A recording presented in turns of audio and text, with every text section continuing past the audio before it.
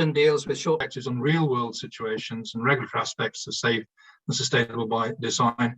My background is essentially from the pharma industry, where safety by design was front-loaded, as we called it, in the pharma world. From about 20 years back, we used mechanism-based prediction to front-load safety into the structures, obviously very important in pharmaceuticals, but becoming much more interesting, important for chemical safety and chemical process safety, where I, for instance, I'm a PI in a national program here in Sweden called Mistress SafeChem, which has many of the ingredients that we've been talking about already today. So cross-sector learning is something I think in the area of science and development of tools and applications, I think is something that should come out today a little bit in the discussion. And obviously the EU's new chemical strategy places safe and sustainable by design right smack bang in the middle, and it really identifies the need to sort of develop fit for purpose toolboxes of methods. And by fit for purpose, I suppose you can say, tools that answer regulatory demands and provide protection goal data that a regulator would understand and could implement. And that's the issues today, actually. So we're going to be discussing those today. These are new assessment methods, many of them based on the use of biology, new biology, cell biology, in vitro tools, the development of in silico tools, machine learning and AI-based methods, where obviously science, at the same time the regulatory demands have increased around the area, science has also increased the pace of development, and we now have the ability to utilize science in ways that we couldn't dream of 10 years ago. Ultimately, these methods have to be incorporated also into IATAs.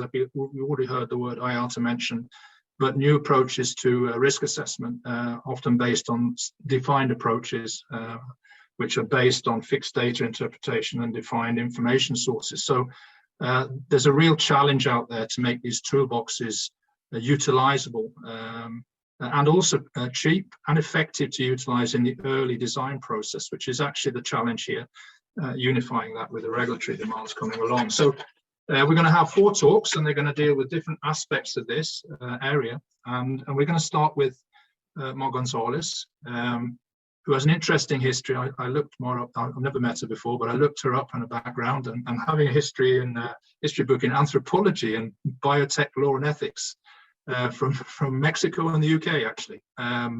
That was interesting to read about. And also now, of course, working at the Environment Directorate at the OECD, where she's worked with many different kinds of aspects of safety, from food safety, accidents, all the way down to now we're going to talk about nanosafety, where she's been involved in test guideline development. And so the title is Testing and Standardized Methods for Safe and Sustainable by Design of Nanomaterials. So Mar, maybe I'll give the floor to you now. I see you're already queued up.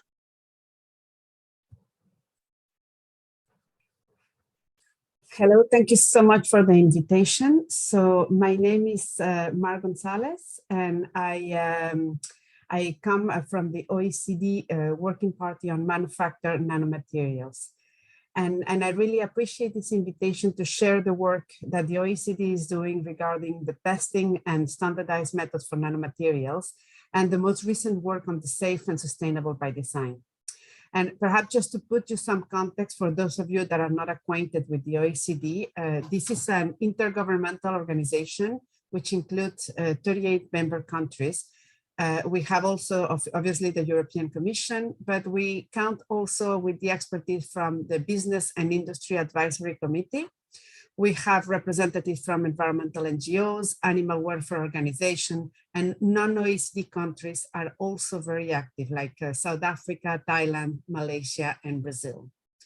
So our mandate is really to advise governments to enhance information exchange, analyze and compare data, agree, develop harmonized standard practices and standards, and recommend policies. And a key area of our work is really, we are part of the chemicals program. So our objective is really on the human health and the environment safety. And what we try to do is really to increase efficiencies through the exchange of information and by sharing the burden and cost of developing the methods. Perhaps something to mention is that all of the methods that we develop at OECD are agreed by consensus. So all the members on, around the table should be agreeing with them. So the part that I'm working on is really with the Working Party on Manufactured Nanomaterials, which is the leading body, if you want, addressing nanomaterial safety. Is one of many existing programs on chemicals, and you will not be surprised that it replicates or it tries to align many of them. So for example, and of course our focus is on nanomaterials and more recently on advanced materials. So the work that we try to do is really to, for example, identify the need for new or updated test guidelines or related guidance that take into account the specificities of nanomaterials and other advanced materials, explore and develop grouping and read-across method for hazard assessment, and when appropriate for screening and risk assessment for manufactured nanomaterials and other advanced materials. We try also to develop methods to improve exposure assessments and explore the possibility for building exposure-based groups to aid in screening, exposure, and risk assessment. We also try to adapt existing risk assessment methodologies to manufacture nanomaterials and other advanced materials, and try to identify best practices and issues in common to be addressed. Another area that we try to focus on is to identify best practices and implement guidance on the characterization for nanomaterials. More recently, for example, and more related to this workshop is the implementation of a safer innovation approach. And always keeping in mind that we have to keep a flexible approach that allows us to react to an emerging issue that is within our scope and within our mandate, but that can respond to the needs of delegations, in particular from a regulatory point of view. So some key elements that need to take into account and that are at the heart of our work is that in developing standard tools, we need to reach consensus, as I mentioned, but on two areas. One is on the scientific relevance, but also on the regulatory acceptance. The aim will be really to develop tools that can support the uptake of new and or complex methods by relevant and sufficient guidance on testing and interpretation of data and the reporting via templates. So really what we're trying to see is how mature is the science behind that? Is there a published data? Can this lead to a scientific and regulatory acceptance? Because something to keep in mind is that science is important. It's extremely important to inform policy making, but not all science will be published and used in regulation. So this is just to illustrate a little bit where the OECD is located. We really have to oversee and give direction from a viewpoint of regulatory applicability. And we stand between countries, between the science and between regulation. And this is like really the position that we are trying, or the focus that we are trying to give to all of our work. So the most traditional area of our work perhaps is the test guidelines. And for nanomaterial, this has been a huge endeavor in the last couple of years. Some challenges that we faced was the availability of reliable data and also the resources to develop them. All these documents are developed, led by countries, and we at OECD organize the logistical support for them to succeed.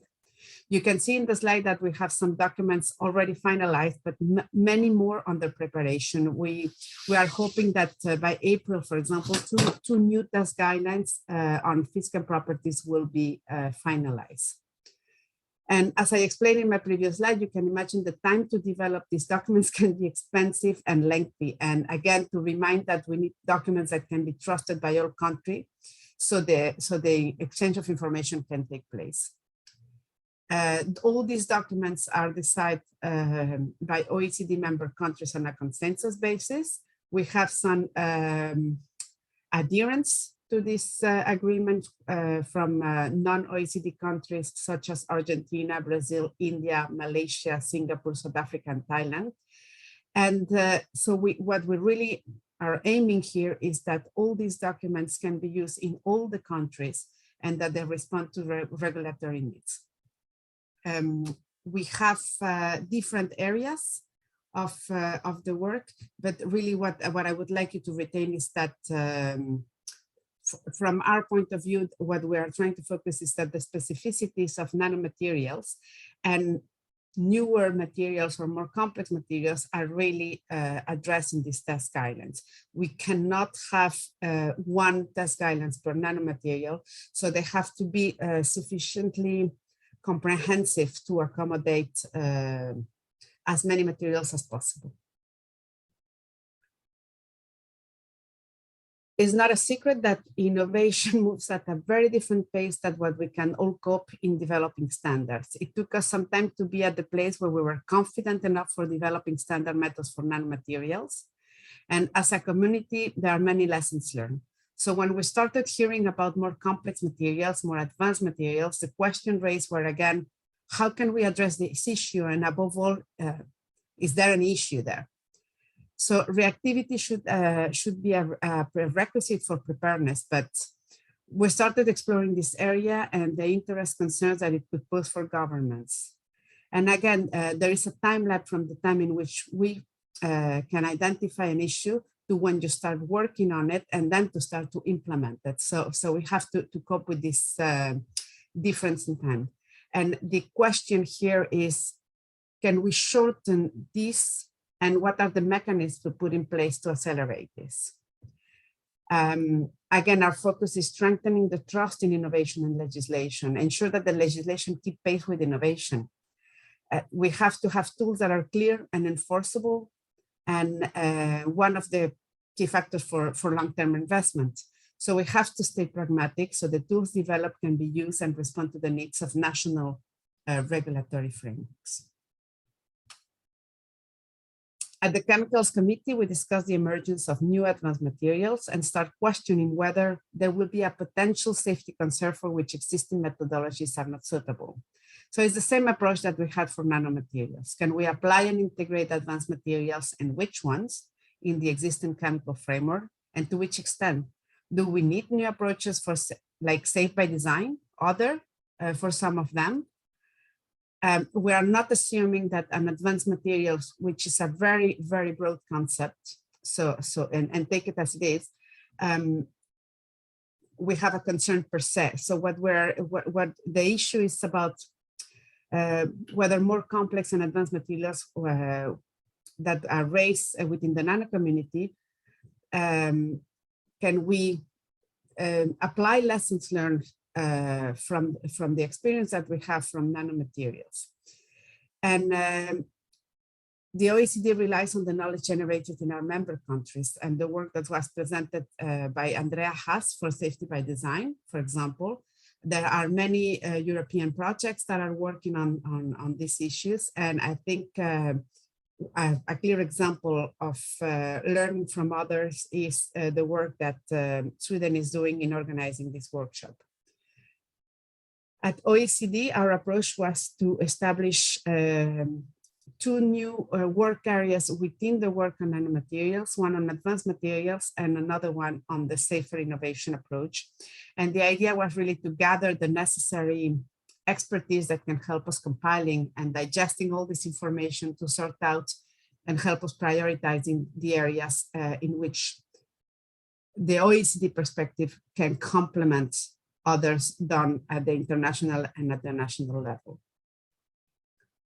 So in December 2020, we published the report Moving Towards a Safer Innovation Approach, the SIA, for more sustainable nanomaterials and nano-enabled products.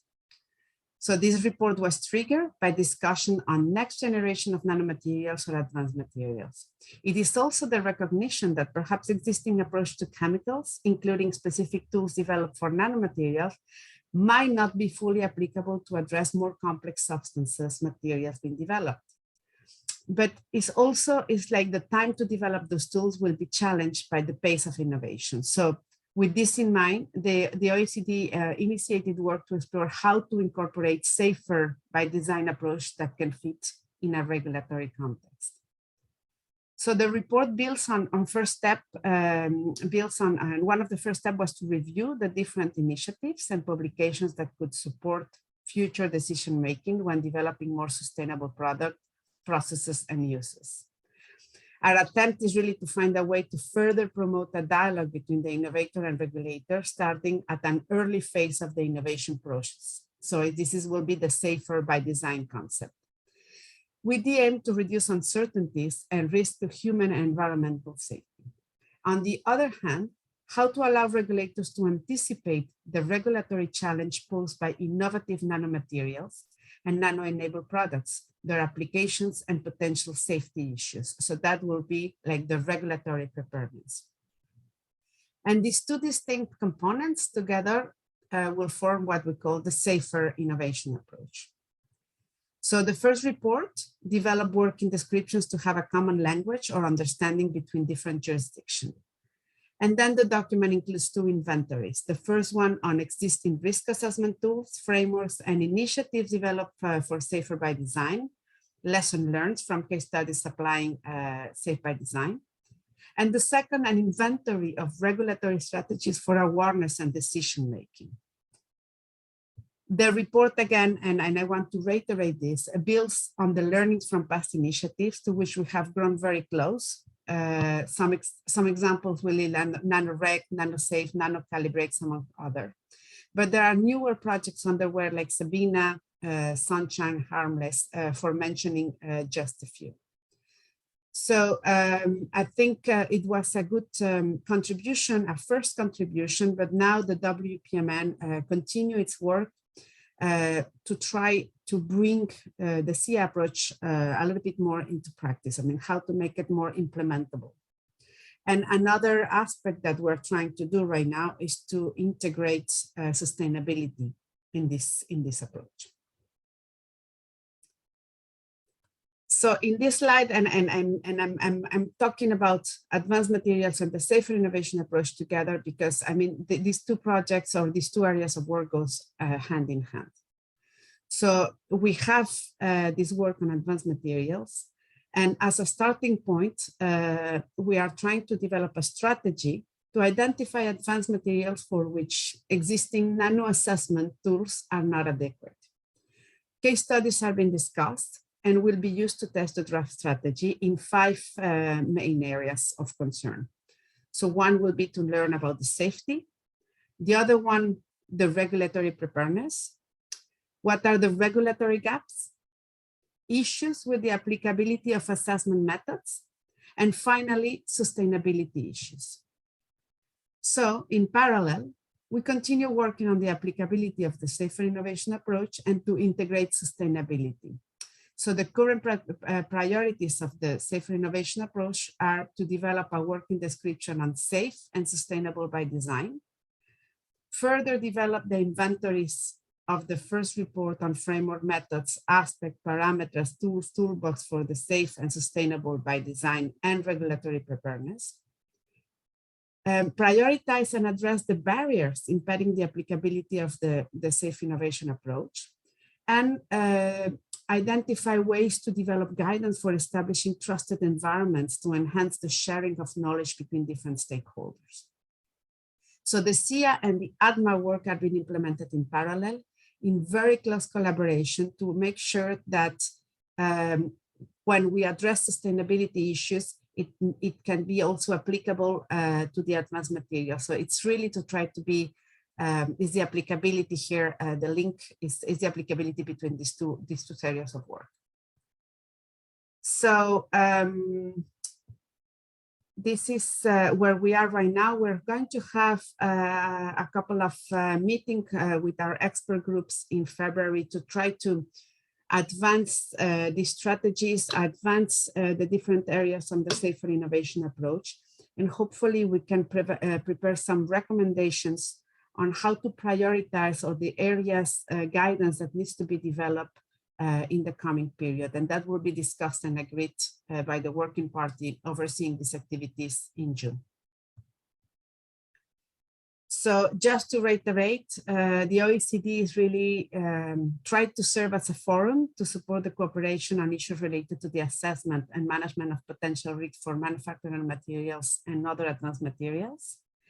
And this should include scientific and technical aspects, as well as to exchange experiences in exposure assessment and exposure mitigation. We try to oversee and give direction from the viewpoint of regulatory applicability.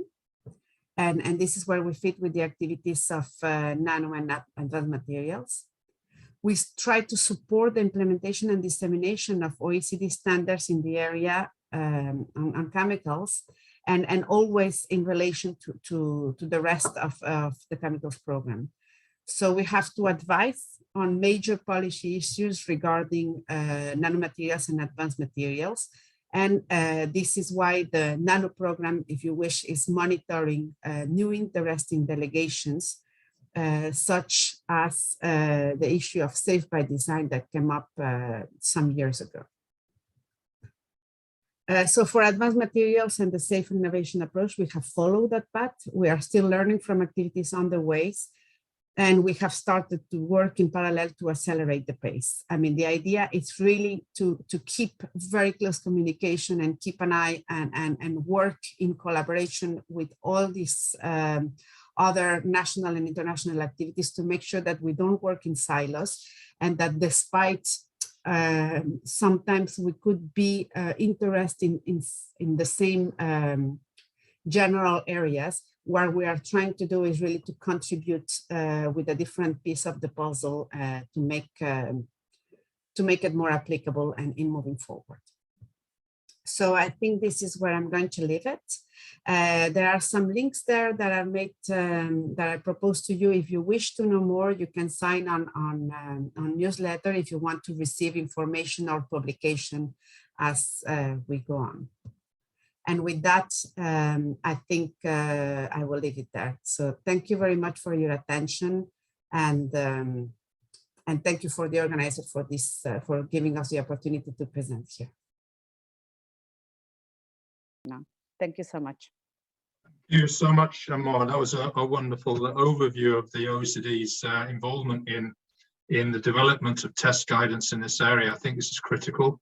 Having sat on the EURL-ECBAM's ESAC for the last session, and understanding how much time it takes to get a couple of tests looked at or properly and then sent off to the OECD for consideration. This is really an international effort, and it does take time, but we need to do it. It needs to be done correctly, and the OECD clearly have a central role to play here. So thanks for that.